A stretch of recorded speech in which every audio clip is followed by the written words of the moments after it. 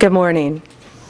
On September 11th, 2012, Americans watched horrified as our embassy in Benghazi came under a vicious terror attack.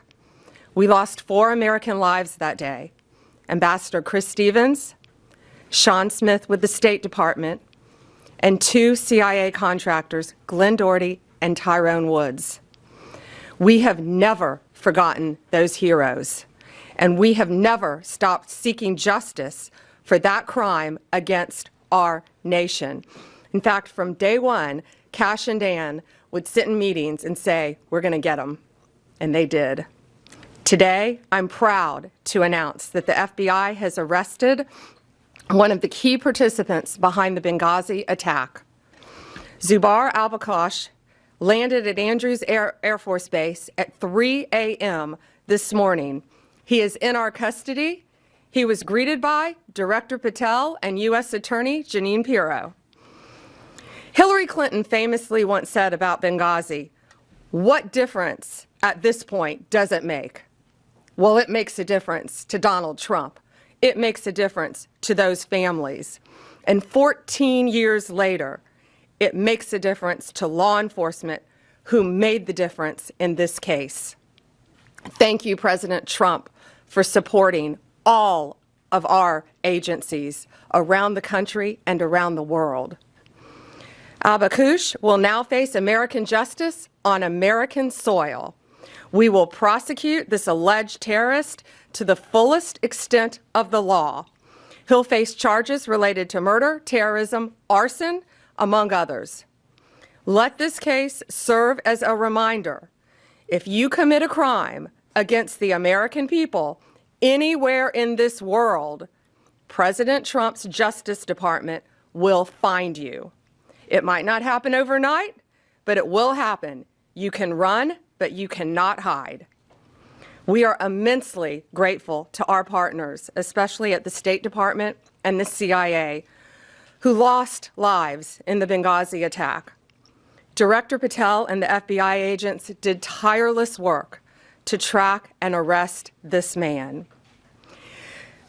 I want to thank everyone standing behind me, all the agents who worked so great with our lawyers, with our national security lawyers, and around the world to bring this terrorist to justice. And I have a statement to read from Director Radcliffe. He wanted to be here. He couldn't be here. He's busy protecting our world. He's deeply grateful for the relentless efforts of the Department of Justice and the FBI to bring justice to the individual allegedly responsible for the death of Americans in the horrific 2012 Benghazi attack. CIA and the nation will never forget the extraordinary services and sacrifices of Tyrone Woods and Glen Doherty, who gave their lives in defense of others and exemplified the very best of our agency. On September 11, 2012, the U.S. diplomatic compound in Benghazi, Libya, was attacked by terrorists, resulting in the deaths of 4 Americans. U.S. Ambassador Chris Stevens, State Department official Sean Smith, and CIA contractors Tyrone Woods and Glen Doherty. U.S. officials say the pursuit of justice for the Benghazi attack has continued for more than a decade. On Wednesday, the FBI announced the arrest of one of the key alleged participants in the attack. The suspect, Zubar Albakosh, was taken into U.S. custody and arrived at Joint Base Andrews early this morning. He was received by FBI Director Patel and U.S. Attorney Janine Pirro.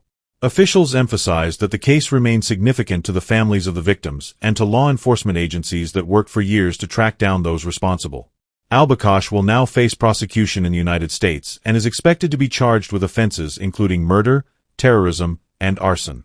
The Justice Department said the arrest sends a clear message that individuals who commit crimes against Americans will be pursued, regardless of how long it takes or where they are located.